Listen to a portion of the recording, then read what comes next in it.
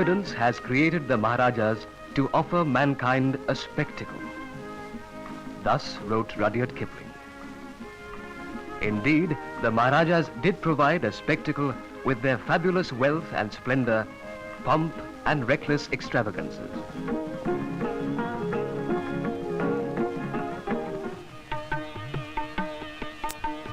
But that life of riches and luxury was to end with the passing of the India Independence Act on the 17th of July 1947. The paramountcy of the British Crown over the princely states would lapse on India becoming independent. The princes were given the option to join one of the two dominions, India or Pakistan. Princely India was a world apart. While some of the rulers had a proud and glorious past, most of them came into existence through accidents of history. During the first half of the 19th century, through subterfuge, deceit, and the doctrine of lapse, the British had taken over a number of states. At the end of India's first war of independence in 1857, the British had occupied 3/5 of the country. The rest of India was under the rule of some 562 feudal chiefs and princes, many of whom had supported the British in suppressing the uprising. In 1858, the administration of India was transferred from the East India Company to the British Crown. On the 1st of November 1858, Queen Victoria's proclamation was read out at Allahabad. It declared that the British had no desire for the extension of their possessions in India and promised to respect the rights, dignity and honor of the Indian princes. Yet, paramountcy, that is indirect rule of the crown, was enforced over the princely states. The princely states were of various shapes and sizes. They varied in size from the large states like Hyderabad and Kashmir to the smallest one, which was less than 1 square kilometer in area with an annual revenue of only 450 rupees. In every state, the British had posted their representatives literally to ensure that the rulers remained loyal to the crown. The residents wielded enormous powers. Most of the princes were mere pawns.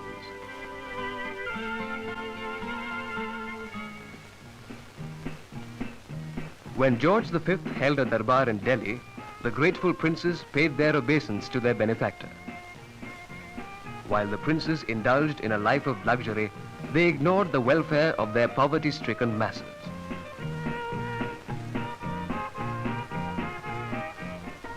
In 1920, the Indian National Congress called upon the princes to grant full responsible government to their people. The appeal was ignored. Instead, on the recommendation of the Montfort Committee, the Chamber of Princes was created in 1921, perhaps to safeguard the rights and privileges of the rulers.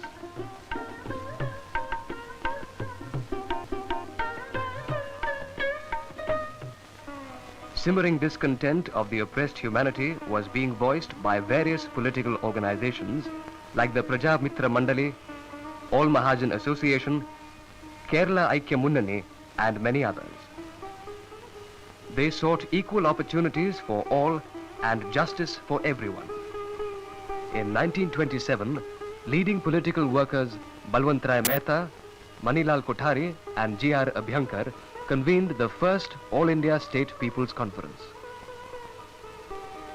The aim was to initiate necessary reforms in administration by the force of collective opinion of the people of the states. At the second roundtable conference in London, Gandhiji advised the princes not to toe the British line, but to become trustees of their people.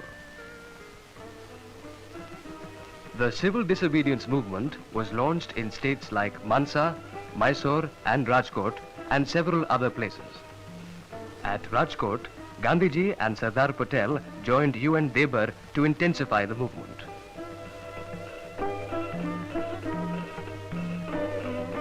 Mysore granted recognition to the Congress party and permitted flying of the Congress flag along with the state's flag on important occasions. Jaipur banned the activities of the Praja Mandal and refused the entry of Jamnalal Bajaj. A massive demonstration compelled the rulers to lift the ban on Jamnalal Bajaj and the Praja Mandal. Praja Mandals were established in Patiala, Nabha, Jind and Faridkot. At Faridkot, Gyani Zail Singh led the movement. Jai Narayan Vyas organized a movement against the autocratic rule of the Jodhpur Maharaja. Novakrishna Chaudhary, Malati Chaudhary, Sarangadev Das and others organized the State People's Conference in Orissa. R.R. Divakar in Mysore, the Yashwant Singh Parmar in the Punjab Hill States. Achyut Patwardhan led a movement against the rulers of Satara. The 1935 Act envisaged that the provinces and the princely states of India would be brought together into a federation. There was lack of response from the princes. Moreover, the Viceroy took no initiative to invite the princes to join the federation. Sheikh Abdullah organized a mass movement against the ruler of Jammu and Kashmir. In 1939, the Kashmir National Conference was born. The Sheikh was imprisoned 9 times for challenging the Maharaja's misrule.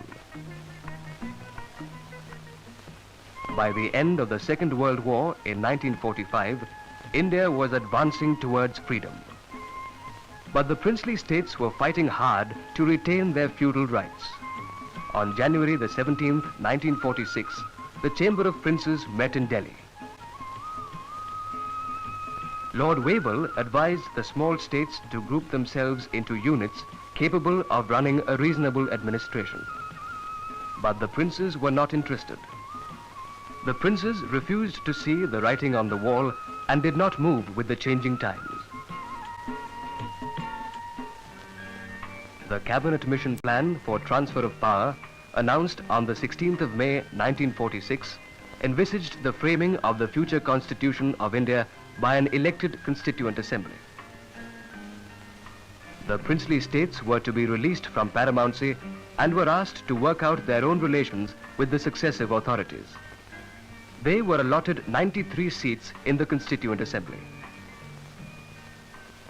While enlightened rulers of Baroda, Bikaner, Cochin and Patiala joined the assembly in the larger interest of the country, others stayed away. Presiding over the All India States People's Conference in June 1946, Jawaharlal Nehru said, "Those who do not join the Constituent Assembly now would be regarded as hostile states."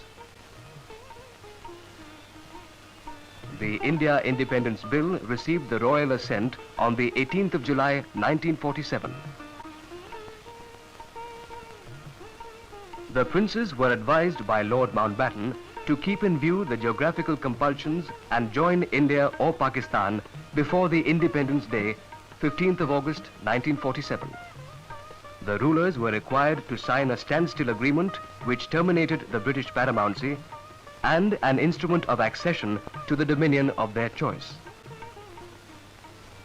On the 5th of July 1947, a Department of States was created under Sardar Vallabhbhai Patel with V.P. Menon as the secretary. Sardar Patel advised the rulers to ensure the fundamental unity of the country and maintain the administrative continuity. He said, "We are all knit together by the bonds of blood in view of our own allegiance to our motherland and for the common good of all of us."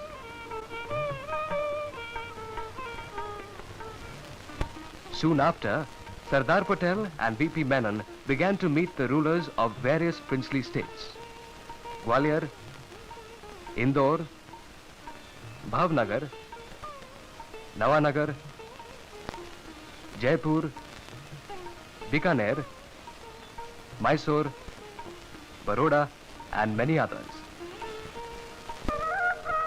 In spite of indifferent health, Sardar Patel kept long hours appealing to the patriotic senses of the princes to come to terms and help him build a strong and united India.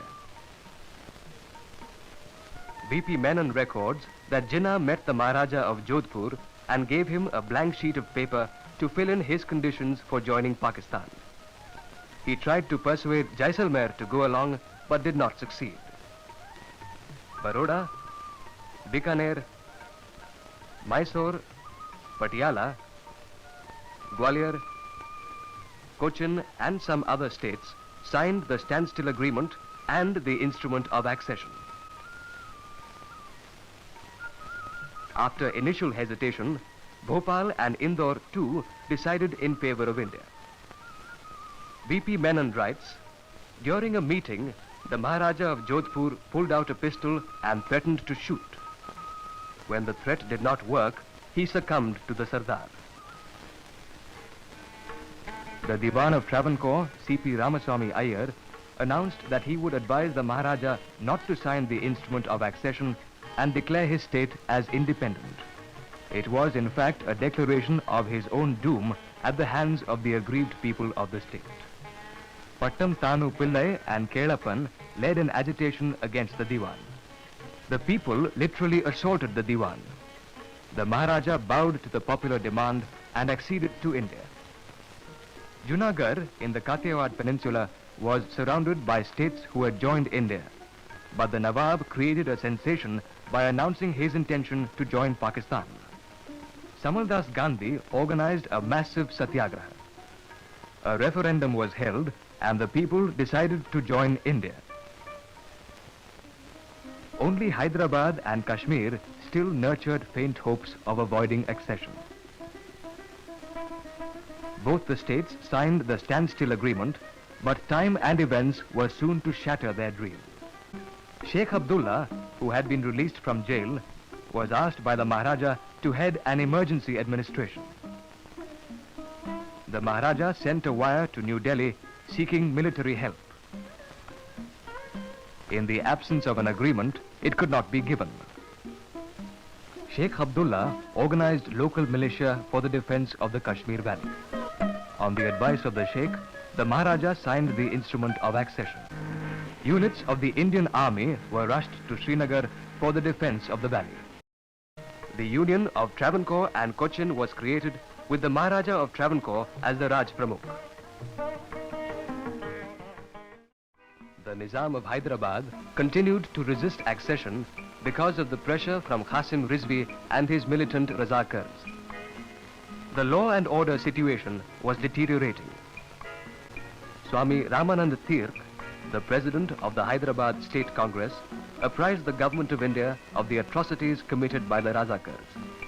He demanded immediate action to save life and property.